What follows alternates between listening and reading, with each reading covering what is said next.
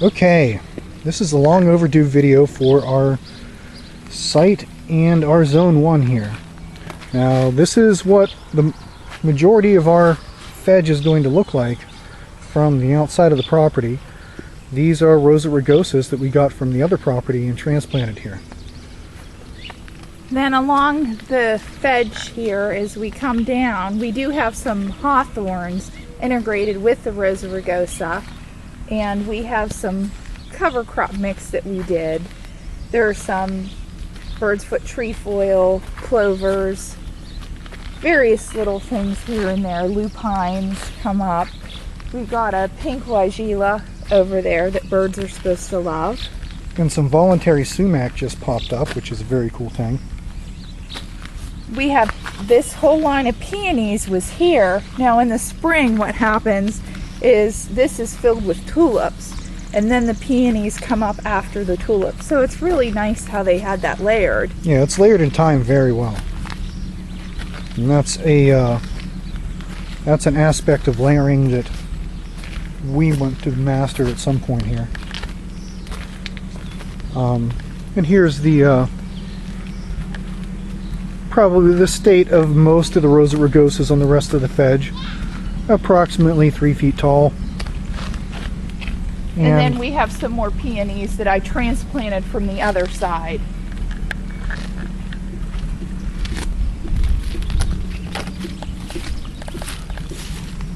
Then we come through the gate here.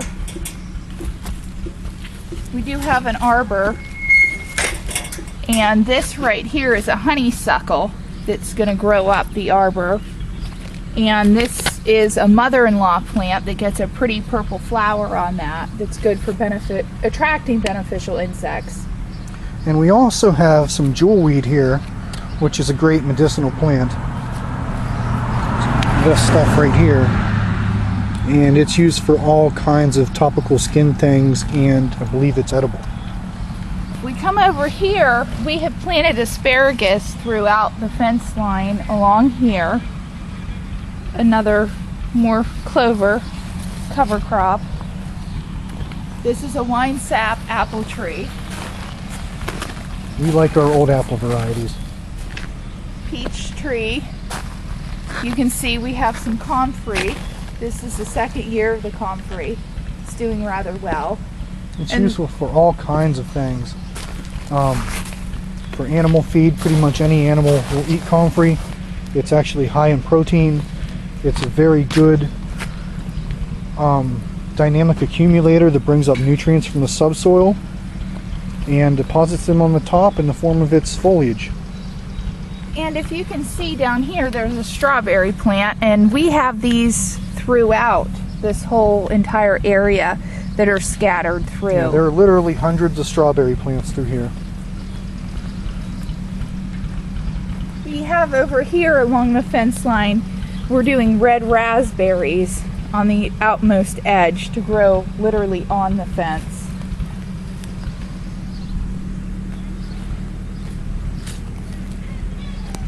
So we'll start coming down to the front of the house here. We have some tomatoes growing and just a kind of a cover crop on the new sheet mulch that we had put in to extend what beds we already had here. We have a lot of coltsfoot growing here. It's a great medicinal herb that's also a good accumulator. We have some other medicinal herbs like this wormwood here, which we had actually brought over from the other site, and it's doing rather well and actually sending off some suckers, it seems. We have sweet woodruff, which is a perennial ground covering through there.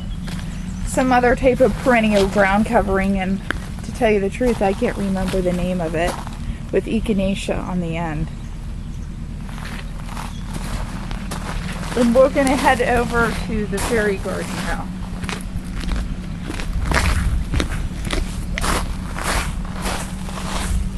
This is the fairy garden. We start off on the left with this little thing that happened, and we let it happen. The rhododendron was here. Wild grapes started to grow, and then we also started to develop a sassafras tree growing up through that, so we kind of left everything go how it Yeah. was going. Definitely. We'll probably take out some of the other things like the maples. They definitely can't fit in there. But right what we have here is we have our broody mallard. I don't want to get too close to her. I'm gonna tick her off, but there she is. And she's sitting on some eggs right now, and hopefully we'll have ducklings from her sometime soon.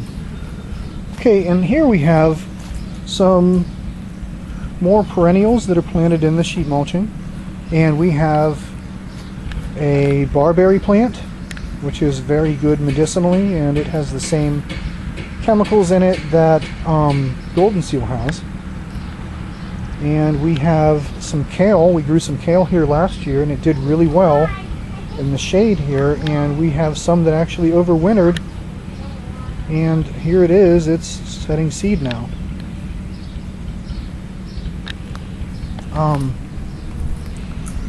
I just have a variety of perennials that I planted here. Some are sporadically coming up. Over in this far corner here, you can see, I planted peas all along this fence line. So hopefully we have a good yield of peas back here, because it keeps a little bit cooler than the other part of our yard. This is our worm bin. This is the design we're using right now. I plan to have a lot more different experiments going, but this seems to work pretty well. Multi-tiered design, full of decomposing matter, and the bottom catches the worm excrement in the form of a black liquid that is ultra potent, high-grade fertilizer full of beneficial soil microbes. So not only is it eliminating the kitchen waste we do feed them, it is creating great fertilizer in the form of casting, and then it's creating a great liquid fertilizer that can actually be sprayed on the plants to foliar or feed them. And yeah, okay. So over here we have our new raised tire beds for the greens, because this area is a little bit cooler than the rest of the yard, and that way during the summer we can enjoy lettuce. Got my bowl. This summer. In here I planted onions to repel pest, and also so we can have some onions. There's a variety of spinach in here with radishes, a different type of radish with spinach, another variety of spinach in here with celery added in. Then over here we got Asian greens, a celery, some volunteers, we got some violets, some lamb's quarters, and then finally on the end, this is just some green leaf lettuce that I added in with some onions. So hopefully this will actually produce an abundance of lettuce once it gets a little warmer this summer.